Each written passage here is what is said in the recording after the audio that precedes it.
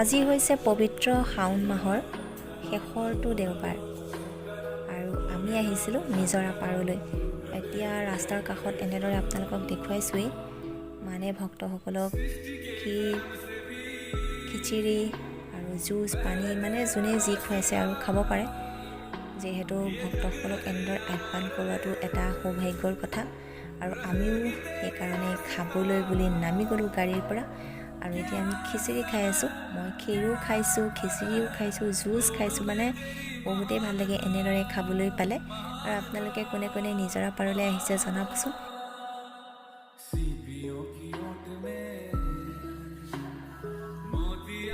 নিজৰা পাৰলৈ আমাৰ অহাৰ মেইন উদ্দেশ্যটোৱেই হৈছে ইয়াৰ পৰা আমি পানী লৈ যোৱা আৰু পিছদিনা শিৱ মন্দিৰত শিৱলিংগত পানী ঢলা।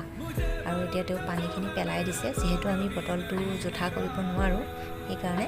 আৰু এতিয়া লাহে লাহে গৈ আছোঁ আমি নিজৰা পাৰলৈ বুলি। বহুতেই ধুনীয়া এটা পৰিৱেশ আৰু মানে বহুত মানুহৰ সমাগম হৈছে।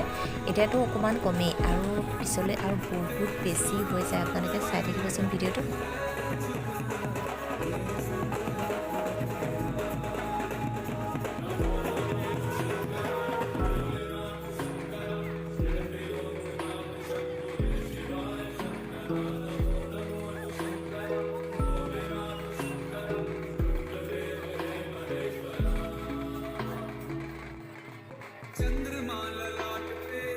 আৰু এতিয়া সময় হৈছে ৰাতি 9টা। এতিয়ালৈকে গেটখন খুলিয়েই দিয়া নাই। বহুত ভক্তৰ ভিৰ লাগি আছে এইখিনিতে, আমিও ৰৈ আছোঁ।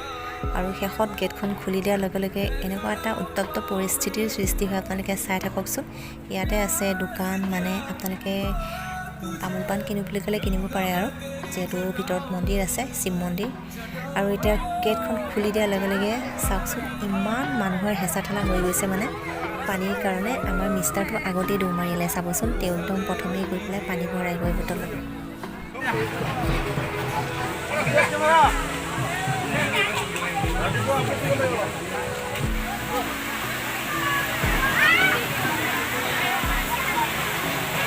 পানী আনিব গৈছে।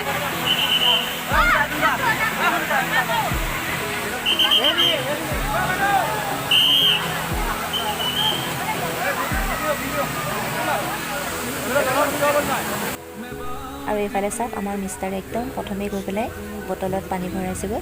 মই আপোনালোকক জুম কৰি দেখুৱাই দিছোঁ।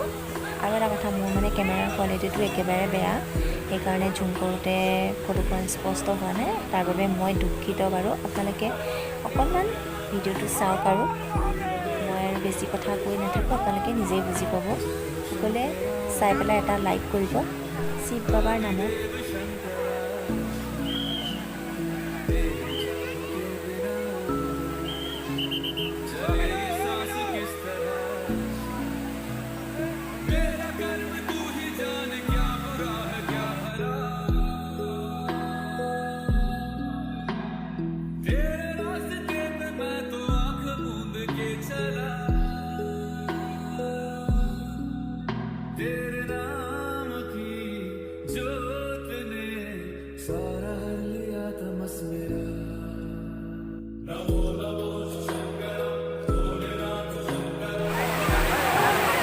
हर हर महादेव।